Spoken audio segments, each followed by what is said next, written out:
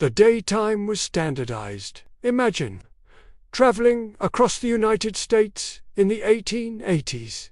Every town you pass has a different time. Noon isn't noon. Breakfast, train departures, work shifts, all completely chaotic. A train leaving one town at 9 o'clock a.m.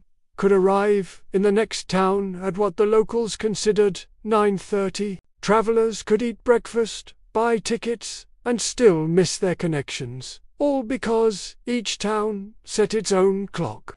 Now imagine that one single decision changed the way every person on Earth measures time, creating a system that affects everything from flights to internet communication.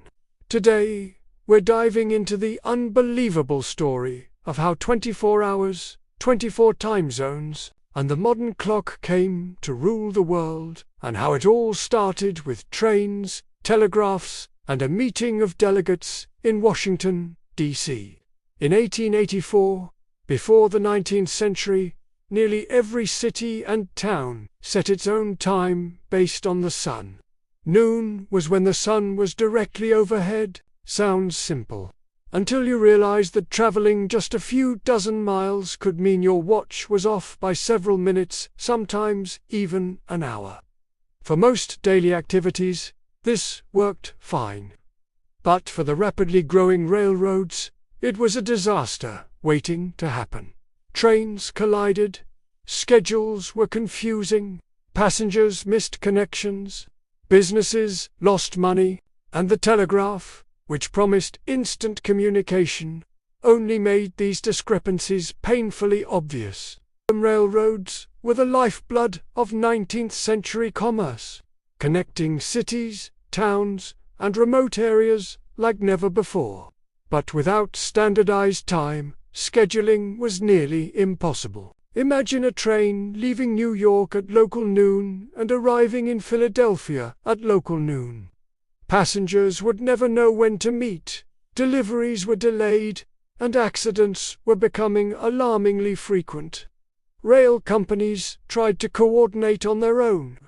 Some towns agreed to follow railroad time, but many resisted.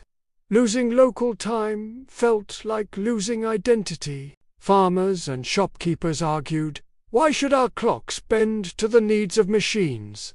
Railroads became frustrated. They needed a solution that could work across states and eventually across the globe. The breakthrough came in 1884 at the International Meridian Conference in Washington, D.C. Delegates from 25 nations gathered to agree on a single prime meridian, a universal reference point for longitude. It might sound technical, but this meeting would reshape the world.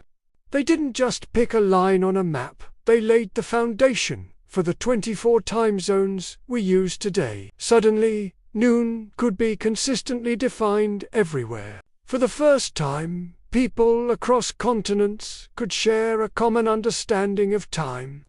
The world was divided into 24 zones, each roughly 15 degrees of longitude apart. Each zone had its own standard time, all based on the prime meridian in Greenwich, England. For the first time, a train leaving London could be scheduled to arrive in New York at the correct hour, no guessing required. Ships navigating treacherous seas, businesses trading internationally, and scientists studying astronomy suddenly all had a synchronized clock. Not everyone welcomed this change. Many towns resisted losing their local noon. People complained it felt unnatural. Farmers questioned why the clock should rule the sun instead of following the rhythms of nature. But gradually, railroads and telegraph companies enforced standardized time. Cities followed, and countries officially adopted the system. Within a few decades, the entire planet was synchronized. Today, almost every part of modern life relies on this system. Flight schedules, stock markets, television broadcasts, internet servers, all depend on the clocks established over 130 years ago. Fascinating facts.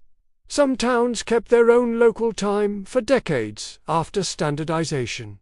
Railroads, not governments, were the real drivers of change.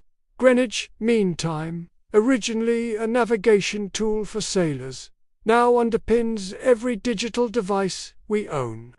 It's incredible to think your smartphone, alarms, or favorite shows exist because trains in the 19th century needed to run on time. Standardized time isn't just a convenience, it's the invisible structure behind modern life.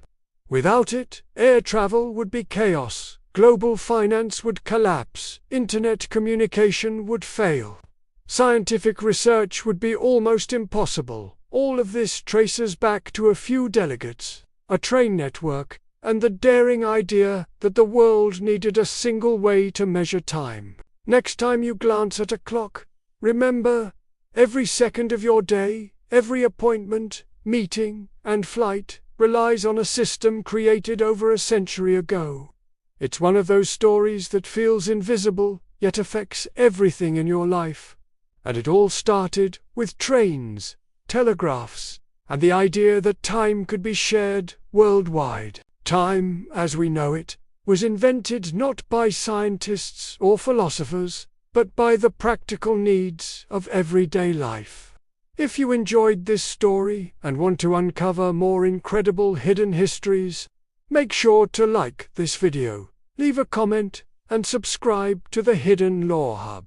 What other hidden stories from history would you like us to explore?